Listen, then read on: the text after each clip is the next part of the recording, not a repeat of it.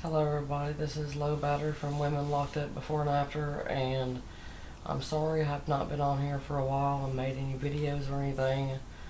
Had a rough time and everything, but I'm back on here and I have got to get the show on the road and start getting more stuff on here. I don't really have the equipment and stuff that other people have, like their mics and stuff to keep the sound out. I mean, like in some of my videos, you can hear the train.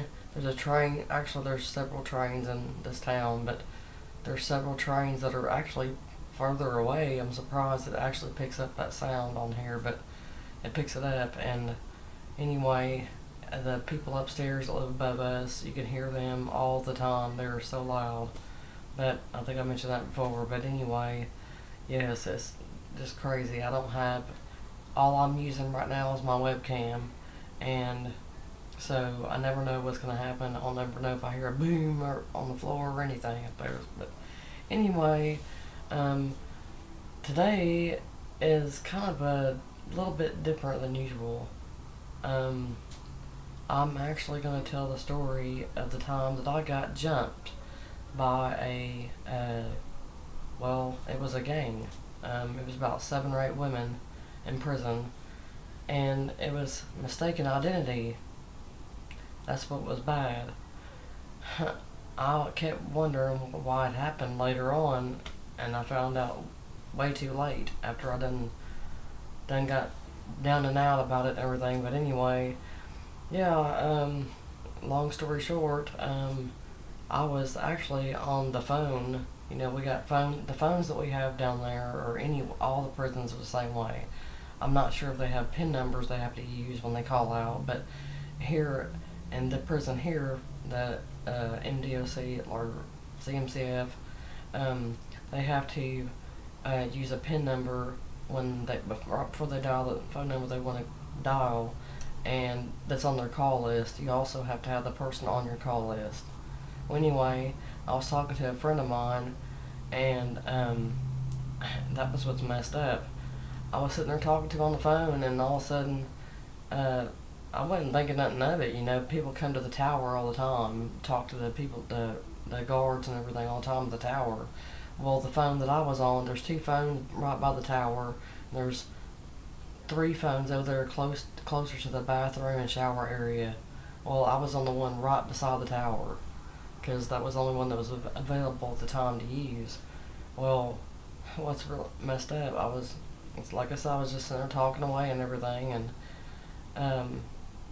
I was noticing that there was more people than usual around me, but like I said, I still at that moment still wasn't really catching on, and I was talking, and I remember this girl was sitting on the steps. There's 3 steps that goes up to the tower. And it's made of steel. It's kind of like them steps you see in front of a trailer or something like that in a way, but it's in front of the tower where you can walk up and open the little drawer up and put a paper in it, or get a paper out, for state issue forms and all that kind of stuff. Anyway, that's the only way you can have contact with the officers, unless they come in there and do count and all that kind of stuff, or of course if it's an emergency or something like that, which they hardly ever come to you for that. But anyway, I just remember being there on the phone, and like I'm on the phone like right now, for instance. I'm on the phone, and I start to notice things. You know, I'm like, wait a minute, something. You know, and I was like, whatever. You know, I start talking some more, and then this girl, like I said, this girl was sitting on. She was on the second step, and she just kept. Okay, this is her. You know, I'm playing her part. You know, I'm trying to my best. She's sitting there on the steps. I'm over here on the phone, which right now I got my thing on mirror thing. I don't know why it's like that, but anyway, she's on the steps beside me, and she's sitting there going like this right here the whole time while I'm on the phone, you know, and I'm like, and then all of a sudden she come out and said something to me. She was like, "Are you the one that's been snitching?" And I thought I heard that's what she said, and I was like, I didn't know for sure. I was like, wait, because I was like, no, there's no way she said that to me. Because I mean, I say to myself, like I said in my videos, I always say to myself all the time, I never bother nobody or nothing. And that's one thing you don't do is snitch. And everybody knows that, even on the street. Anyway, yeah, I was like, I'm sorry, I'm on the phone. I was on the phone, but I was like, do what now? And said, she's like, you know what I'm talking about? I was like, actually, I don't know what you're talking about. And she's like, girl, you know what I'm talking about. She said, don't make me get my hose over here right now. Excuse my language, y'all, but this is what she said. I have to. I mean, I might not try to say everything that was said, but I'm trying my best. But she's like, girl, you know what I'm talking about. Don't you act stupid. And I was like, hold on a minute. My friend, his name was Chuck. I was like, hold on, Chuck, hold on a minute. I was like, I don't know your name and I don't know who you are, and at the time I didn't even know she's like the head one. She's like the head person, and she was in there for live too. They called, I can't remember. They called her KG or something like that. I don't remember, but it's messed up because I'm sitting there, you know, on the phone talking to my friend, and I'm having to. You don't get so much time already. You only get like 10 minutes for freaking $15-$20. It's ridiculous. And I'm trying to talk to them about something that's actually important too. It's about my daughter. Anyway, I didn't have much time left already. I had one more call after that one, and I was gonna call him back, so he could find out some stuff for me. Anyway, like I said, get back to that again. I was like, I don't know who you are, and I don't know what you mean, but I'm not the one. And she's like, oh yeah, you're the one. And I seen her look towards down what do you call that, down the zone or whatever, and she was like that. I'm trying to get her friend over there, all not just friends over there. And as soon as she went like this, like that right there, as soon as she did that, I mean, as soon as she did that, there was like freaking 5 or 6 girls all came up around me. And I was like, I was still on the phone, you know, y'all. I'm still holding the phone the whole time. I'm sitting there thinking, I told Chuck, I was like, Chuck, something's fixing to happen. I don't know what's going on, but something's fixing to happen. And this one girl looked at me, and she was like, do you want me to hang the phone up, or are you going to walk back here with me and talk to her? Or not talk to her. They said something about, are you going to hang the phone up, or do you want me to hang it up? That's what it was. Anyway, I was like, I'm on the phone with an important phone call. This girl snatches the snatches the phone out of my hand and hangs it up on the receiver. She just hangs it up. And I'm thinking this whole time, what is going on? You know, I don't know what's going on. Still, you know, I know now I was mistaken identity and all that stuff, but at the time I didn't know anything. I'm just freaking out. I'm like, didn't know what the heck. I just got moved into that zone anyway in the first place. I didn't know anybody in there Actually, one girl was in there, and I barely even knew her. She's not, she's lived here in my hometown before, but she moved away. But I didn't know her like that. I just had met her maybe once or twice on the street or whatever. And she had been in that zone, but she wasn't there that day. She was working or whatever in the kitchen. But anyway, yeah, the girl slams the receiver down on the phone and literally says, "Come on." She said, "Either you can walk with me or I'm going to drag you." I was like, I'm sitting there trying to think in my mind, y'all. I mean, I'm trying to think in my mind how to get. I mean, first of all, yes, I've been in fights before, but this right here was different. I knew the girl. I've done heard about the girl on the steps, and it was she was it was the rest of, there was a black girl sitting. The one that was talking to me was a black girl. She was sitting on the steps, and there was two black girls right here and three white girls in front of me, and then maybe one more white girl back there. Anyway, point is, they was like, "Are you going to walk with us back here to her rack? Or are you gonna? Or am I gonna have to drag you?" And I said, I didn't have a chance to answer her. She literally, that's when she took me by the hair of my head, and that's when they started pulling me down the aisle. Okay, I don't know if y'all understand what I'm talking about when I say this.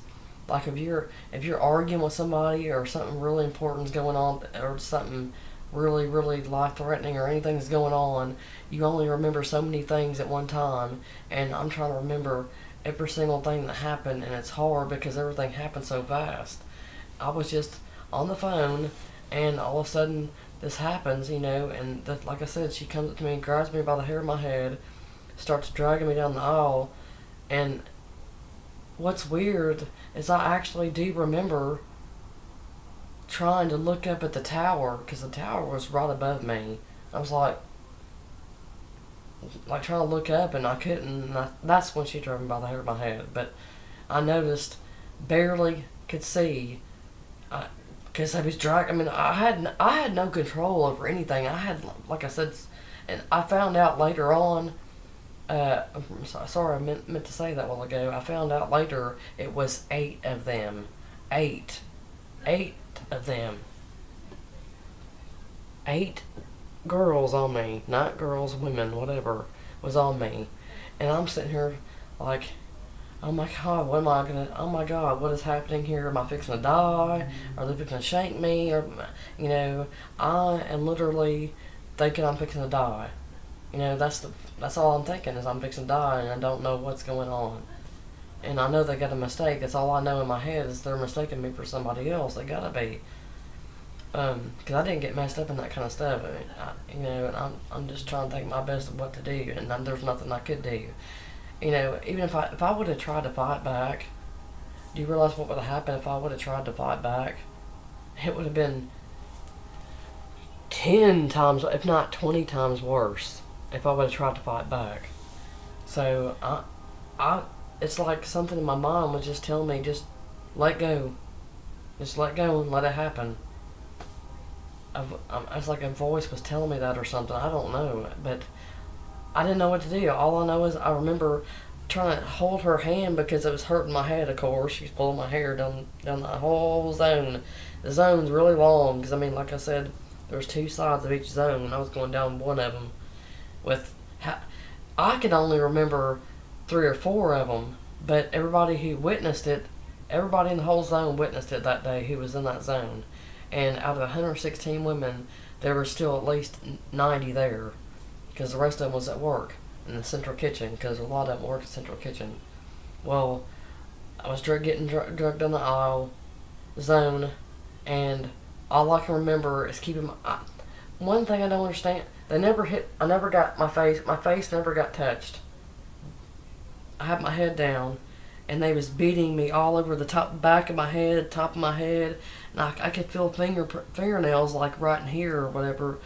But at the same time, they was kicking me in my ribs, kicking me in my side. They was kicking me in my back. They was just beating me all over. I mean, everywhere from head to toe, and and I almost. I think I did black out because I mean, while I'm telling this story to you right now, I'm actually remember a little bit, and I think I did black out just for a few seconds though, because I came to, and I was like, oh my god, am I gonna die? You know, I felt really weird. My body felt really weird. Of course, I was hurting all over and everything, and I could feel warmness on my face and stuff. And I was like, I didn't even have a chance. I was like, oh my god, there's like blood all over my hands and everything. I had blood all over me. I was like, oh my god, and I didn't know where it was coming from because they didn't touch my face. And come to find out later, it was my nose bleeding. I don't know how my nose is bleeding because they never touched my face. Like I said, they never touched my face. They just done all that. I think it was from all the trauma to my head is what made my nose bleed. Because I think they never touched my face, my nose, anything. But my nose was bleeding profusely. But anyway, after they slacked off, which I thought that was gonna never end. I just kept getting hit and hit and hit and hit and kicked and slammed and everything. I didn't never think it was ever gonna stop. And I was like, oh my god, I mean, is this over? And then finally when I try to get up, I'm disoriented and I can't think straight. And of course, something's definitely wrong with me. I can feel it. I can feel I got back concussions or something. I don't know what's going on because I start walking towards the end of the zone instead of walking the other way. Like they hit something somewhere that wasn't right and made me start thinking. I mean, like I said, it was off. And sorry, y'all. I'm sure you can hear something upstairs. I'm very sorry. I've got to get me some equipment, y'all, to get this sound out of here. But anyway, yes, I got up and then I stumbled down a little bit because I couldn't even, I could barely see. My eyes were blurry and just everything was just really weird. I just felt weird. And like I said, I was walking towards the back of the zone barely.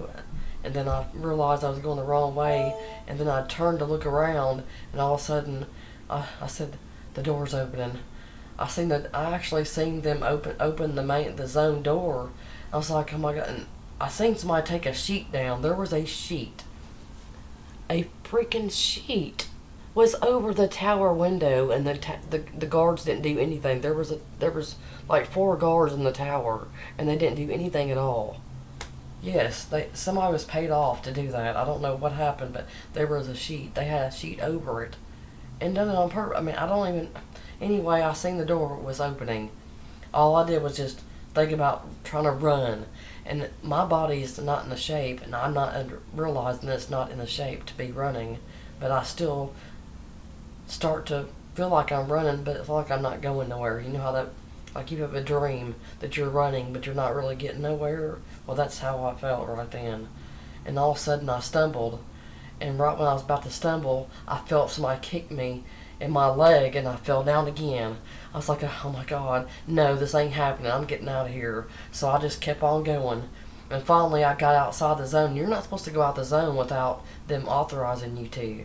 But I still did. And when I got out there, they was like, no, you need to go back in there. I said, no, ma'am. I said, do you see me right now?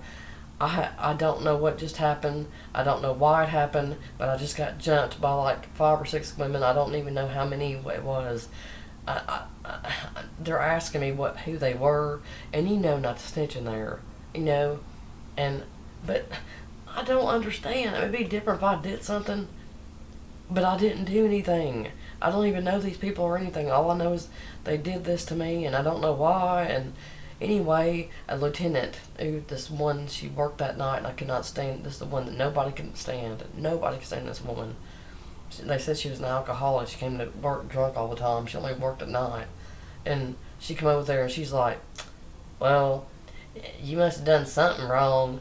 If you didn't do something wrong, then they must have done, you done something wrong. Because they ain't gonna just jump on you for nothing. That's what she said. I said, ma'am, I didn't do anything. I was on the phone and got jumped while I was on a phone call with somebody. And I was sitting there trying to tell them I need medical.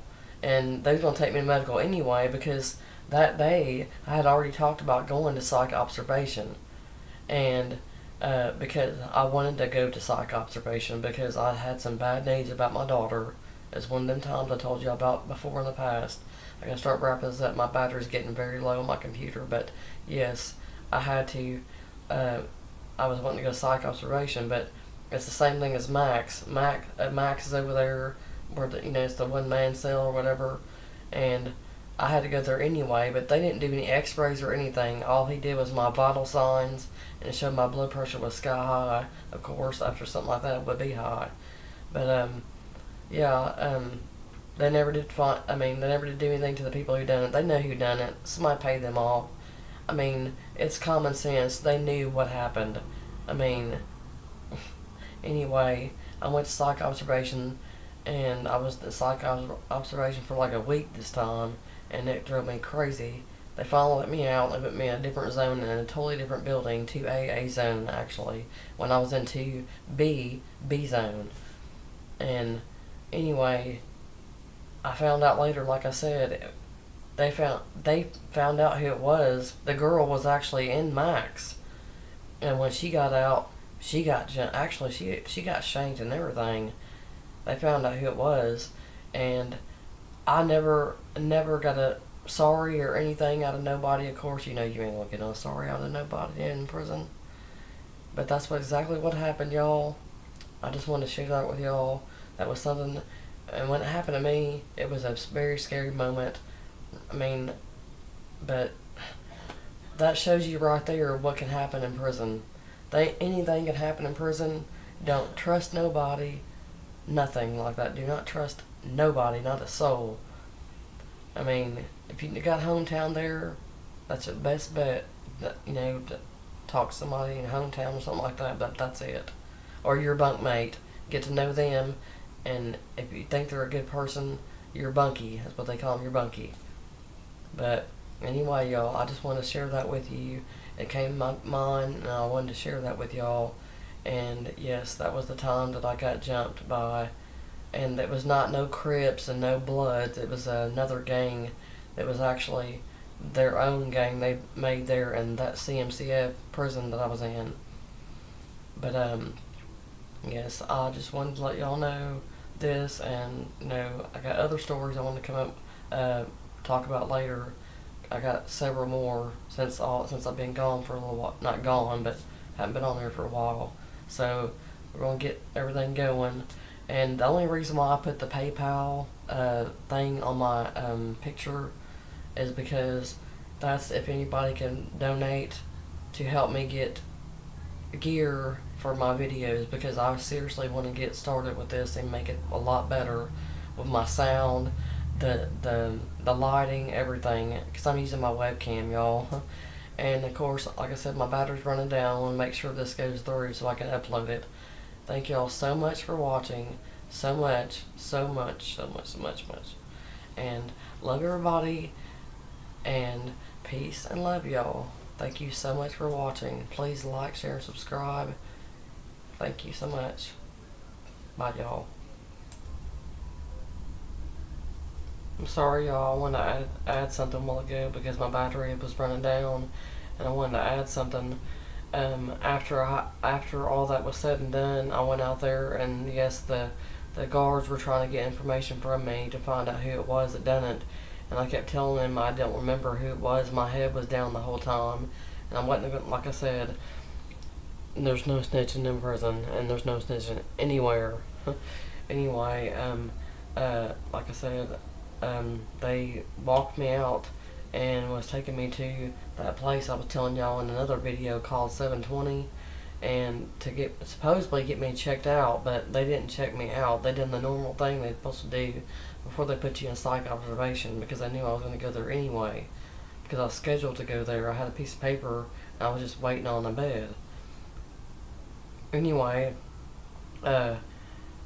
they took me there and to the Band-Aid station, and they didn't do any x-rays or anything. All he did was look at my face, cleaned up the blood off my face, and I was telling him, I was like, sir, I said, there's a man there, supposed to be a so-called doctor, and for the men, not for the women, because there's never one for the women there, unless it's for a certain kind of medication, like insulin or when they do the it's where the infirmary and all that stuff's at. Or anyway, uh, people who get that other thing done. I can't think of the name of it right now, but I'm sorry. But anyway, uh, he kept asking me questions uh, like where I'm hurting and all that kind of stuff, and I told him every spot, and they took pictures of every spot that I was bruised at or whatever, and but all he done was touch areas on my head,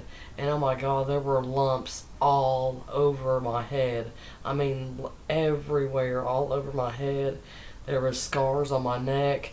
There, I could barely even move. My back was hurting so bad I could barely even move from where they kicked me in my sides and my especially my ribs. My ribs was hurting real bad. My lower back. But it felt like my kidney was about to fail or something. It hurt so bad. I felt like I had major damage done to me. And they never let me see a doctor, a real one, like take me off ground to see an ER doctor or something like that. It never happened.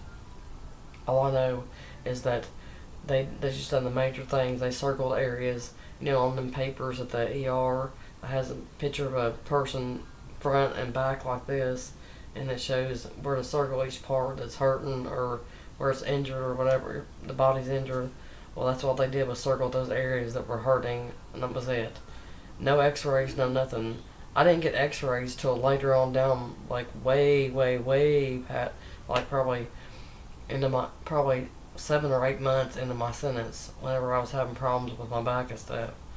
And anyway, they don't, like I said, they don't care about your health down there. They don't care about nothing, none of that stuff. All I know is they threw me into psych observation, and that's all they cared about was that. And I wasn't supposed to be able to use the phone, because when you're on psych observation or suicide watch, any of that kind of stuff, you're not supposed to use the phone. And they have a phone that actually has a cord that I don't know how it's that long of a cord, but it reaches all the way around to the other side of where the other max people are and all that kind of stuff. And anyway, it goes to the tray. They open the tray hole, and you literally put your PIN number thing in. And I remembered I still had time on the phone, and I need to call him back and let him know what happened. To call somebody in the family or somebody, let them know what happened. To call up there and let them know, or say something to tell my family or somebody to say something to them about what happened. And I'm not really sure what he done. The guy that that was my so-called friend at the time, I'm not even sure if he even said anything to anybody.